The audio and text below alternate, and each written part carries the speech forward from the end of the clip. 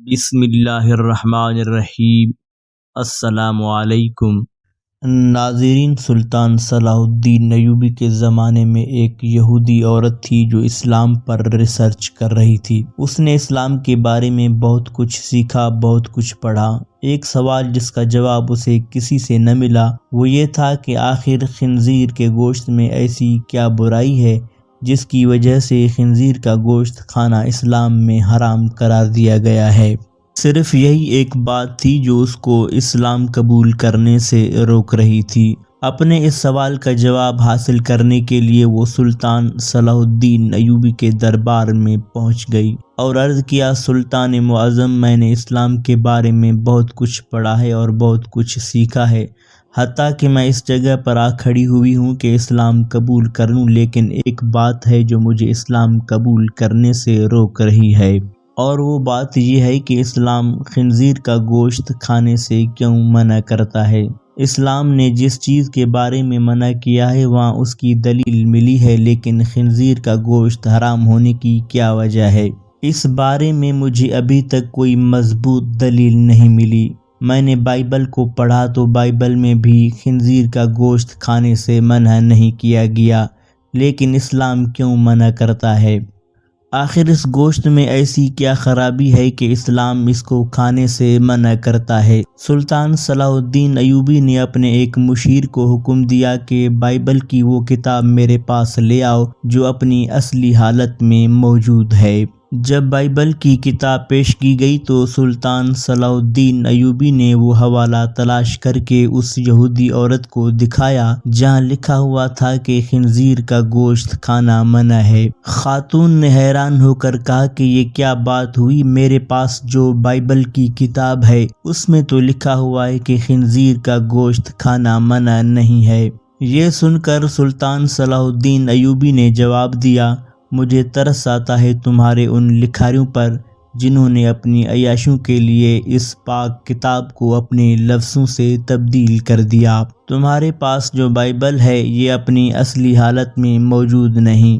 ابھی تو میں نے صرف اس کتاب سے ثابت کیا ہے کہ خنزیر کا گوشت کھانا منع ہے، اب میں اسے سائنسی لحاظ سے بھی ثابت کروں گا۔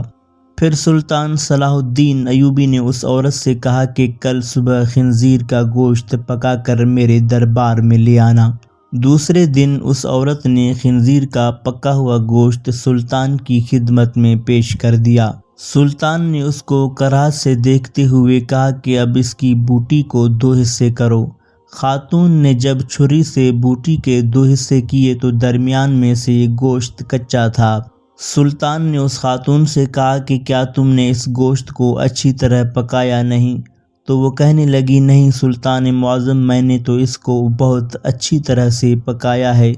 تو سلطان نے کہا کہ اب تمہاری سمجھ میں یہ بات آ گئی ہوگی کہ یہ حرام گوشت ہے، اسے جتنا بھی اچھی طرح پکایا جائے یہ درمیان میں کچا رہ جاتا ہے، اور جب یہ تمہارے پیٹ کے اندر جاتا ہے تو بہت سی بیماریوں کا سبب بنتا ہے۔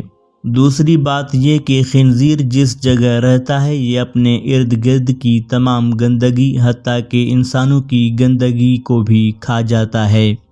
اس کی خوراک بہت ہی غلیظ ہوتی ہے، اس حوالے سے وہ غلاظت اس کے گوشت میں بھی شامل ہو جاتی ہے جو بذات خود بیماریوں کا منبع ہے۔